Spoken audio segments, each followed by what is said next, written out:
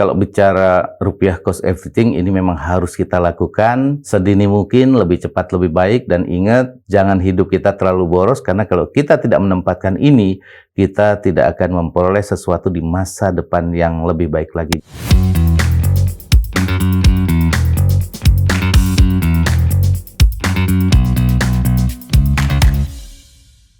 Halo teman HR, kembali lagi bersama saya Haryajit Ramlan di HR Room. Topik kali ini akan membahas sesuatu yang membuat kita lebih siap untuk membangun kekayaan tanpa stres dengan menggunakan strategi rupiah cost averaging atau dengan dikenal RCA. Sebelum saya jelaskan, teman HR bisa untuk like, comment, share, dan juga subscribe YouTube channel ini.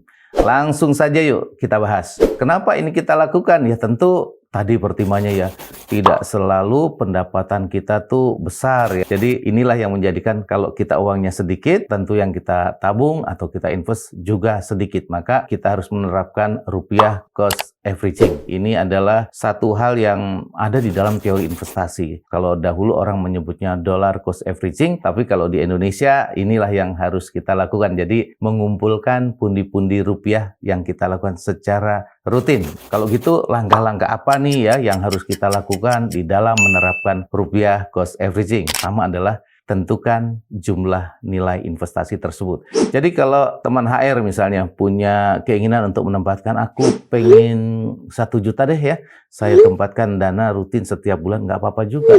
Bayangkan kalau ini dilakukan selama 5 tahun, kebayang nggak pendapatannya ya? Itu yang mungkin kita tidak pernah bisa. Tapi kalau ini dilakukan rutin, oh wow, pasti nilainya juga bagus. Nah, yang kedua adalah pilih aset investasinya.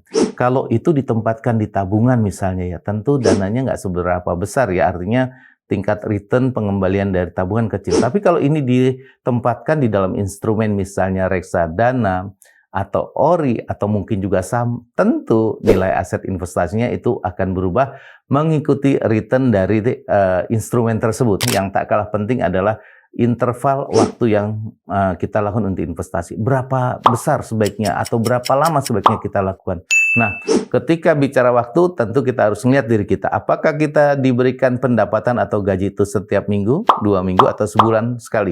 Nah, ketika ini bicara tentang intervalnya adalah 1 bulan, ya mau tidak mau kita lakukan setiap bulan saja sebaiknya ya. Kalau ini kita lakukan rutin, maka interval waktu yang kita butuhkan setiap bulan, 5 tahun, 10 tahun, 20 tahun, pasti yang kita harapkan itu bisa tercapai ya. Kemudian tentu ini dilakukan secara rutin ya, jangka waktu investasi yang konsisten. Jadi dari awal saya sudah sampaikan jangan sampai ini tidak dilakukan secara konsisten. Kalau ini tidak dilakukan secara konsisten, maka apa yang kita angankan 5 tahun, 10 tahun, bahkan 20 tahun itu tidak akan bisa tercapai. Jadi balik lagi konsisten.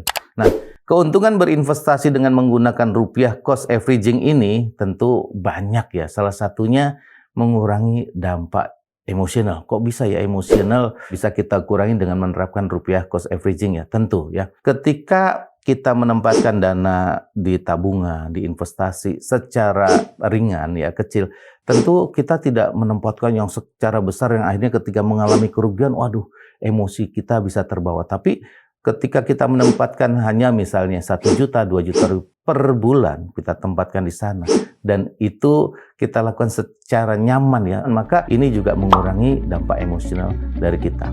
Berikutnya adalah memahami harga pembelian investasi. Nah, yang tak kalah pentingnya lagi adalah bagaimana kita ketika melakukan rupiah cost averaging adalah tahu apa yang mau kita beli. Jangan sampai kita nggak tahu nih apa yang kita beli. Jadi pahami dulu. Instrumen investasi ini apakah reksadana, apakah ini obligasi, apakah ini saham. Tentu masing-masing memiliki tingkat return dan risiko yang berbeda. Yang ketiga adalah melawan volatilitas. Nah, kenapa bisa dikatakan melawan volatilitas?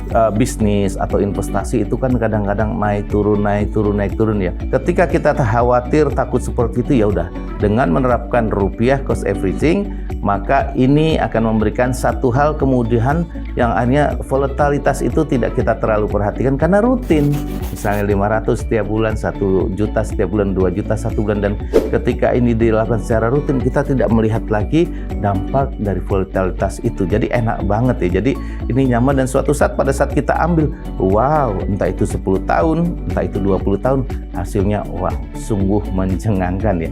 Saya menginginkan satu kendaraan ya, yang saya pikir nih kendaraan bisa saya akses nanti 5 tahun lagi saya pengen punya mobil. Nah itu saya tempatkan rutin ya di dalam satu instrumen saham, terus saya tabung, dan akhirnya ini bisa terbeli. Bayangkan kalau saya misalnya membeli secara cash, saya nggak punya uang, dan ketika saya melakukan pembelian secara pinjaman, tentu saya harus kehajar yang namanya tingkat suku bunga dan banyak hal yang saya pikir ini akan mengganggu saya ketika kita menerapkan untuk investasi dengan ketika kita menerapkan sesuatu yang sifatnya kita cicil. Bedanya adalah satu, tingkat bunga ya. Tingkat bunga kalau di tingkat cicilan, tapi kalau di investasi tadi seperti rupiah cost averaging, ini kita menempatkan investasi. Baik teman HR ya, kalau bicara rupiah cost averaging ini memang harus kita lakukan sedini mungkin, lebih cepat lebih baik. Dan ingat, jangan hidup kita terlalu boros, karena kalau kita tidak menempatkan ini, kita tidak akan memperoleh sesuatu di masa depan yang lebih baik lagi. Jadi kalau ketika kita sudah punya mimpi, dan silakan untuk kita lakukan rupiah cost averaging secara konsisten dan berkesinambungan sehingga tujuan investasi kita bisa tercapai. Sekali lagi terima kasih sudah menonton video ini, semoga dapat bermanfaat bagi teman HR, dan sampai jumpa di konten HR Room selanjutnya. Jangan lupa untuk komen, like, share, dan juga subscribe YouTube channel ini biar lebih banyak lagi informasi, edukasi, dan pengalaman yang akan saya bagikan. Sampai jumpa di video selanjutnya. Salam.